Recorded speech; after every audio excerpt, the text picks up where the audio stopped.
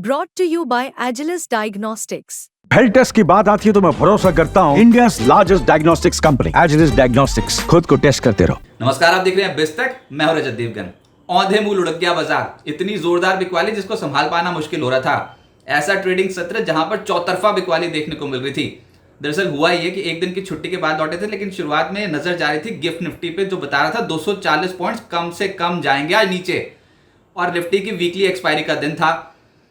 अब हमने ओपनिंग की 25,452 के लेवल पे, उसके बाद 25,639 तक पहुंचे थे, लेकिन ऊपर जाकर पटक दिया। मंदी करने वाले हावी हो गए वीकली एक्सपायरी पे, और निफ्टी आज दिन का लो लगाकर गया 25,230, क्लोजिंग आई है 25,250, 546 अंक तो क्लोज टू क्लोज टूट गया निफ्टी। लेकिन अगर दिन की ऊंचाई से देखोगे तो इससे भी भयानक पिक्चर। निफ्टी बैंक 1077 अंकों की गिरावट के साथ 51,845 के लेवल पे हुआ बंद, और सेंसेक्स 1,769 अंकों की गिरावट के साथ 82,497 के लेवल पे हुआ बंद। एडवांसेस थे निफ्टी के सिर्फ दो शेयर्स चले, 48 गिरे हैं आज के सत्र में। ये थी असली पिक्चर। क्यों इतना हाहाकार मच गया मार्केट पे, ऐसे धड़ल्ले से क्यों टूट गई मार्केट? जियोपॉलिटिकल टेंशंस एस्केलेट हो गई ईरान और इजराइल के बीच में। मंगलवार देर रात को एक खबर आ गई थी कि ईरान ने काउंटर अटैक कर दिया, इजराइल के ऊपर मिसाइलें दाग दी हैं।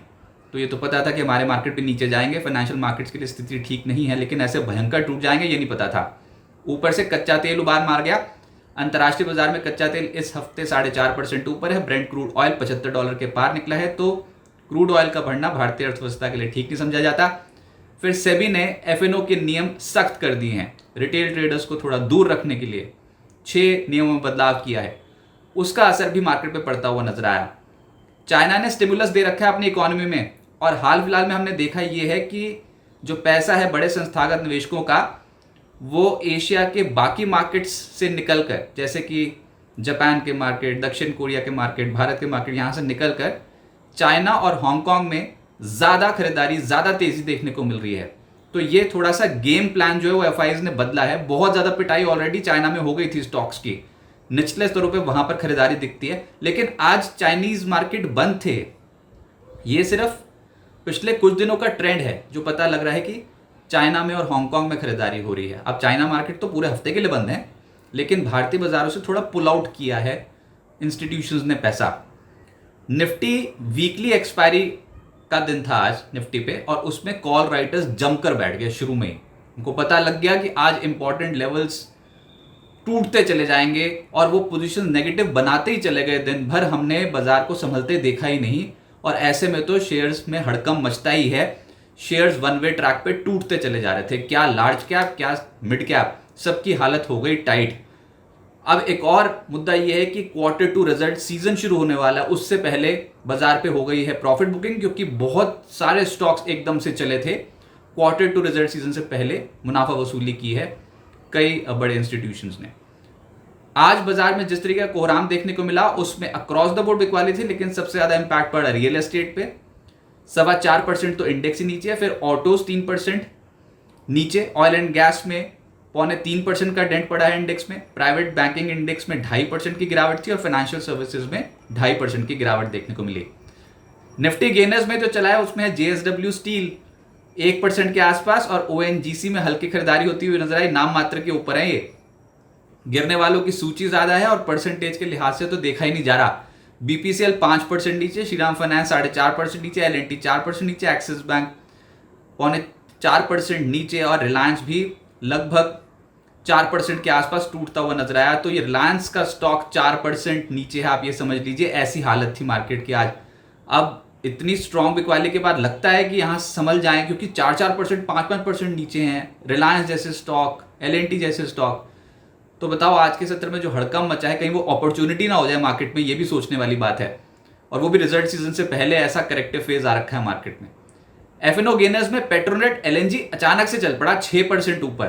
फिर ग्रैन्यूल्स 3% चढ़ा है। एमजीएल, जेएसपीएल और अरविंदो फार्मा में खरीदारी होती हुई नजर आई। लेकिन एफएनओ लूजर्स में एचपीसीएल सबसे ज्यादा टूटा, और आज ये स्टॉक 7.25% नीचे आया। फिर डाबर 6% से ज्यादा टूट गया। मैनेजमेंट के Q2 बिजनेस अपडेट में जो कमेंट्री थी उससे बाजार संतुष्ट नहीं था, और उसका असर ये होगा कि डाबर की आज हो गई पिटाई। जीएमआर एयरपोर्ट्स में 5.5% की गिरावट देखने को मिली। गोदरेज प्रॉपर्टीज और पीएफसी भी आज 5% से ज्यादा की गिरावट झेल रहे थे। मिड कैप गेनर्स में आईटीडी सीमेंटेशन 20% ऊपर रहा। शारदा एनर्जी 9% चढ़ गया। बीएफ यूटिलिटीज करीब 9% चढ़ा है। इन्फी बीम, अंबर एंटरप्राइजेस, जुबलेंट, इनग्रीविया 5.5% से 8.5% ऊपर थे, लेकिन ये तेजी पकड़ पाना बहुत ज्यादा मुश्किल था क्योंकि बाजार का ही ट्रेंड था नीचे। मिड कैप लूजर्स में जेएम फाइनेंशियल 7.5% टूट गया। गोदरेज इंडस्ट्री 6.5% टूट गया। सुदर्शन केमिकल, कार ट्रेड, ग्रेविटा, सनफ्लेक्स, इन सब स्टॉक्स में 5.5% से 6% के आसपास की गिरावट देखने को मिली है और स्क्रीन लाल हो रखी थी। सेक्टर स्पेसिफिक रियल एस्टेट में Godrej Properties, DLF, Phoenix Limited, Brigade, Prestige 4% से 6% नीचे रहे। फिर ऑटोज में Apollo Tyres, TVS Motor, Tata Motor, Eicher Motor, Maruti, इन सब स्टॉक्स में गिरावट थी। 3.5% से 4.5% नीचे रहे। ऑयल एंड गैस स्पेस में HPCL, oil India, BPCL, IOC, Reliance 4% से 7% नीचे रहे। प्राइवेट बैंक्स में एक्सिस बैंक, बंधन bank, Kotak bank, HDFC bank, RBL bank 2% से 4% लुढ़क गए। फाइनेंशियल सर्विसेज में पीएफसी, श्रीराम फाइनेंस, चोला फाइनेंस, बजाज फाइनेंस और एलआईसी हाउसिंग 3.5% से 5% टूट गए। कहीं नहीं दिख रही थी खरीदारी, बहुत बुरी हालत थी। इसी बीच केआरएन हीट एक्सचेंजर की लिस्टिंग बहुत ही धमाकेदार हो गई। इश्यू प्राइस था 220, ओपनिंग हुई 480 के स्तर पे 118% प्रीमियम के साथ और क्लोजिंग भी 478.79 के भाव पे ही हुई है। एक बार 500 रुपए के ऊपर निकल गया था, लेकिन फिर थोड़ी प्रॉफिट बुकिंग हो गई। 117.6% का रिटर्न डेब्यू पे दिया है इस स्टॉक ने, तो कमाल की लिस्टिंग थी गिरते बाजार में। अब आगे क्या होगा देखिए, आज तो बहुत ही भयंकर तस्वीर थी मार्केट की। आज बीएससी का मार्केट कैप 9.78 लाख करोड़ रुपए साफ हुआ है। इतनी स्ट्रॉन्ग बिकवाली देखने को मिल रही थी। एनएससी की गिरने वाले शेयर्स की संख्या थी 2201 और चढ़ने वाले शेयर्स की संख्या थी 638। तो पिक्चर तो बहुत खराब थी। अब निफ्टी इस हफ्ते 928 अंक अब तक गिर चुका है, यानी कि 3.5%, और बैंक निफ्टी इस हफ्ते 1989 अंक गिर चुका है, यानी कि ये भी 3.6% के आसपास गिर चुका है। अब इस हफ्ते मेटल मीडिया को छोड़ दीजिए सेक्टर वाइज, बाकी हर तरफ बिकवाली दिखाई दे रही है। रियल्टी, ऑटो, एनर्जी, फाइनेंशियल, इन सब सेक्टर्स में बिकवाली दिखाई दे रही है। तो कह सकते हैं चौतरफा बिकवाली है, लेकिन ये हो चुकी है ऑलरेडी। आपको बार बार हमने ही बताया था और पहले अलर्ट किया था कि आरबीआई पॉलिसी से पहले अगस्त में ऐसी ही बिकवाली देखने को मिली थी, और अभी अगले हफ्ते आनी है आरबीआई की पॉलिसी 9 तारीख को, 9 अक्टूबर को। उससे पहले बिल्कुल सेम पैटर्न रिपीट हुआ है और वैसी ही बिकवाली देखने को मिल रही है। और जिन लेवल्स पे आज बंद हुए वो बहुत ही इंपॉर्टेंट लेवल्स हैं। अब होगा क्या, एक तो ये आरबीआई पॉलिसी में जो भी अनाउंसमेंट होगी उसका एक इम्पैक्ट पड़ेगा मार्केट पे, और उससे पहले हम देख रहे हैं Q2 बिजनेस अपडेट्स आने शुरू हो गए हैं, तो वो स्टॉक्स रडार पर रह जाएंगे जहां पर बेहतर बिजनेस अपडेट्स आए हैं, तो उनको बहुत क्लोजली ट्रैक किया जाएगा। आज जहां बंद हुए बहुत इंपॉर्टेंट स्तर है, हड़कंप मचा हुआ है हर जगह पर। और आपको ये भी बताया इस वीडियो की शुरुआत में कि बहुत सारे स्टॉक्स, लार्ज कैप स्टॉक, अच्छी क्वालिटी के स्टॉक्स, मिड कैप स्टॉक्स अच्छे लेवल्स पे भी मिलना शुरू हो गए हैं। ये अपॉर्चुनिटी मिस ना हो जाए। देखिए, टूटने को आए तो कहीं पर भी जा सकते हैं, लेकिन अगर आप इंडियन इकोनॉमी पे भरोसा करते हो और कंपनियों की अर्निंग्स पे भरोसा करते हो, तो कुछ ऐसे स्टॉक्स पोर्टफोलियो में जरूर शामिल करने चाहिए। चाहे चरणबद्ध तरीके से करें, चाहे धीरे धीरे करके करें, सिस्टमैटिक करें, लेकिन बाजार पे जब ये करेक्शन आ जाए तभी अपॉर्चुनिटी निकलती है। अब ये दूसरा मुद्दा है कि किस लेवल पे आके खरीदारी दोबारा से शुरू होगी। तो जहां पर आज बंद हुए हैं, हो सकता है यहीं से संभलने की कोशिश करें। समय लग सकता है संभलने में। जैसे पिछली बार आरबीआई की जब पॉलिसी आ रही थी तो हमको लगभग 4 दिन लग गए थे, एक रेंज में बिताया हमने इतनी बड़े फॉल के बाद। उसके बाद फिर आरबीआई पॉलिसी आगे धीरे धीरे करके पिकअप करना शुरू कर दिया, तो तब रिजल्ट्स का इम्पैक्ट भी देखने को मिल रहा था। लेकिन अभी फिर से वही पैटर्न रिपीट है, तो हो सकता है कि 1 हफ्ता, हो सकता है 2 हफ्ते कंसोलिडेशन देखने को मिले और बाजार इन स्तरों पर कंसोलिडेट होने के बाद फिर से चढ़ना शुरू करे।